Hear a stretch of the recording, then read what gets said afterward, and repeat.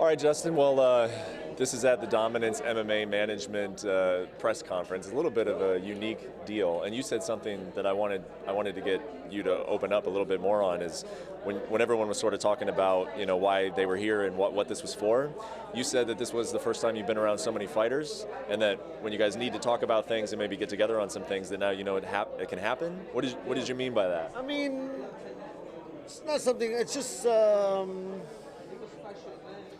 Through this whole process, you learn so much. I mean, many people. I may be dumb, maybe not dumb, but through this whole process, I just really am trying to focus on things that can help fighters in the future, and that's something that would be a key asset in that avenue. So right now, I'm here to make money through fighting. I don't know what the future holds, but I'm keeping mental notes of everything. So in that regard. Very few people don't even know what the hell I'm talking about right there when I say all that. But yeah, it's cool. I think I like to take notes. Yeah, it's cool.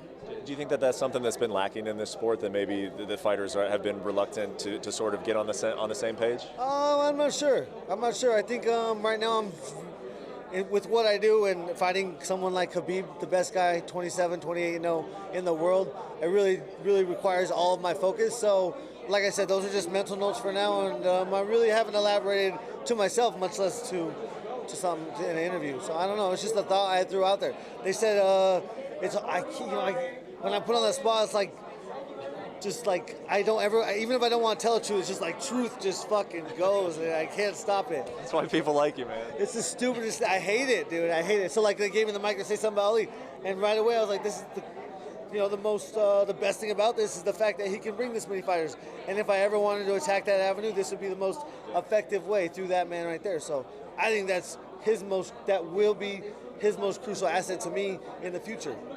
And if I ever want to, do that. So. You are saying that you're fighting Khabib like it's a done deal. You're like, when I fight Khabib, you're talking about it like the fight's done. Do you know something we don't? I got the best manager in the world. What else do I need to know? 3 knockouts in a row. Tony fights once every year. He's very inconsistent, so there's very, very, very good chance that he goes away, somehow. I've never been, I'm there every time. I fight whenever they want me to fight. I need 8 weeks to 10 weeks preparation and notice, and then I'll fight. I've never turned down a fight. I've never pulled out of a fight in my life. Not saying that I never will, because injuries do happen, but I am consistent, and I have earned my shot. I think Dustin Poirier lost his. He shit the bed. He went out there, he shit the bed, he got his ass whooped. He didn't do what he needed to do. He didn't even put up a fight. So I don't want to fight. I don't want to go through him to get to Khabib. Conor keeps saying he's going to fight, but I don't think that's true. And if he does fight, he's calling out the likes of Frankie Edgar. No disrespect to Frankie Edgar, but he's 30 pounds lighter than us, 40 pounds lighter than us, and that's a coward move. The man is a coward deep down, and I know that. He knows that. Some of us know that. And if I fight him, I get to show the whole world that. And that's what he doesn't want. I won't choke him out. I won't tap him out. I will fucking make him stand back up. And that's how you know he won't choose me. And so the next option is fight, I don't know, wait a year, fight Khabib.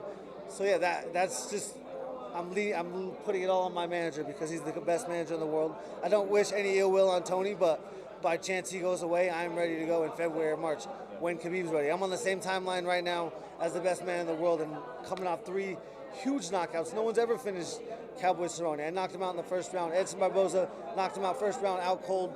I don't know what I have to do, but I'm going to keep doing it. There's no doubt that you're right there. But like you just mentioned, if Tony does take the fight and that fight happens, Conor doesn't fight you, then would you wait? You just said sometimes circumstances are there where you kind of have to wait. But is that something you could do, or would you look down the? I haven't. The boss ain't told me that I got the winner of that fight, so I'm not sure. I think I do need.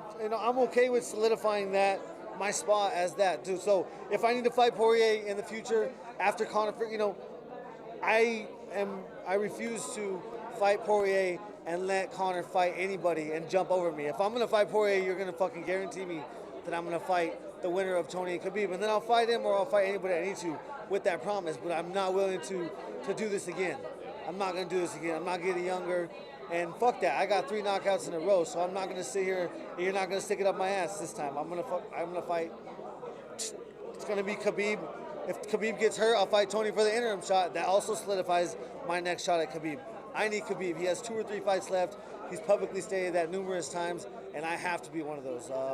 I pose the biggest threat. I've wrestled longer than anybody he'll ever fight. I wrestled just as long as him, grappled just as long as him. We're the same age. Nobody but me and him have ever worked as long and as hard as the two of us have. And I think it would be a disgrace if I don't get that shot before he's done.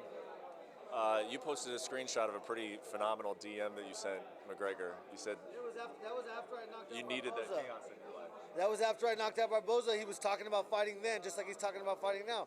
And he got me then, just like he's getting me now. You know, he keeps pulling our fucking chain, and we're over here, and you know, the people online are going to say I keep talking about him, but the man keeps saying he's fighting, and he's ranked number 3. So I have no choice but to attack the situation like he's fighting, and like he's next. Because he's number 3, he keeps, you know, he's calling out the guy's a fucking coward, like deep down. His coach was following me around in Vancouver. I noticed him following me across he was in an elevator with me. Then he was following me across a crosswalk somewhere random. And I was like, what the fuck? I was like, that guy I didn't even know it was him. I was like, that guy looks familiar. I wonder who that is. And then my coach like, that's McGregor's coach. So I was like, what the fuck's going on? You know, these guys, he's scared of me. He's scared of me. He knows I'll expose him for a true coward. You know, he's never worked. He didn't work his whole life like I worked my whole life. He came from a tough life. I know that, and I commend him for what he has done. But it does not give you the excuse to be a bad person and to represent yourself like that. So I can't wait to fuck him up if he's coming back. You know, I just really know. I know deep down he's scared of me. He'll reply to Poirier right when he, you know, I sound like a little bitch saying he won't reply to me. But it's funny. Like I'll you know, I said I've tried multiple angles. I'm trying, you know, different routes. I'm just poking a bear here. The man he's the fucking king of what we're doing. He makes the decision, and you can tell by his attempt to fight Frankie Edgar what he's doing here. He's making a fucking clown show of this whole thing, and I'm on the ride, and I don't have a fucking choice. So I'm just sitting here, you know, going. Not that I have. I'm knocking people out. I'm getting paid, and that's what I'm here for. I'm here to get paid, so I don't care. Not that I have heard anything to this effect, but what would your reaction be if he were to get a title shot before you? Right now, whatever. I know how this works. I'm not going to be surprised.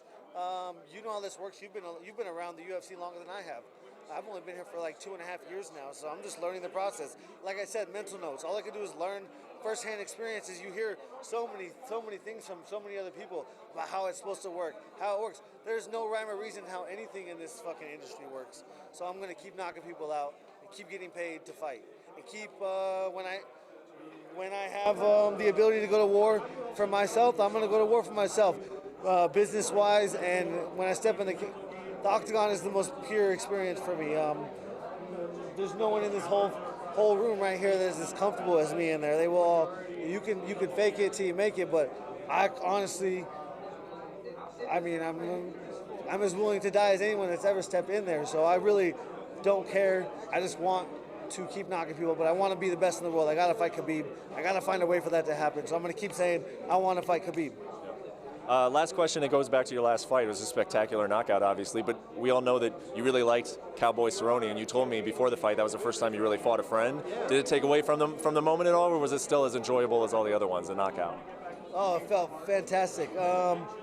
Yeah, I want to fight Khabib. So the only way to fight Khabib is to go through Cerrone. In the UFC, it's just as important how you win as when you win. I'm trying to, you know, I've listened to Dana White talk since I was a little kid, and he described what you need to do, what you need to come here and do, and I'm fucking doing every word that's come out of his mouth. I've done it. I've done it, and I've exceeded it. You know, I don't have his number. He doesn't have my number. I've never talked to him on the phone. I guarantee he's talked to every fighter in this room. I don't have that. I don't want that relationship with him. It's business for me. I fight for money, and I'm one of the best in the world. Now I'm realizing I didn't know I was this good. I'll be honest with you, but now I know, and so I'm excited to fucking do it at the biggest level. He's fought in front of 56,000 people the other day. I do want that chaos in my life. Like, I really, really want that chaos. I want to, when I'm 50 or 60, before I go stupid, before whatever you guys want to say is going to happen to me, I'm going to live a fucking crazy life, and it's going to be a stable life, a crazy stable life, and so I'm going to remember it. It's going to be awesome for as long as I can. Always a pleasure, man. Thank you, Justin. Thank you. Thanks for watching ESPN on YouTube. For more sports and analysis, download the ESPN app. And for live streaming and special content, subscribe to ESPN Plus.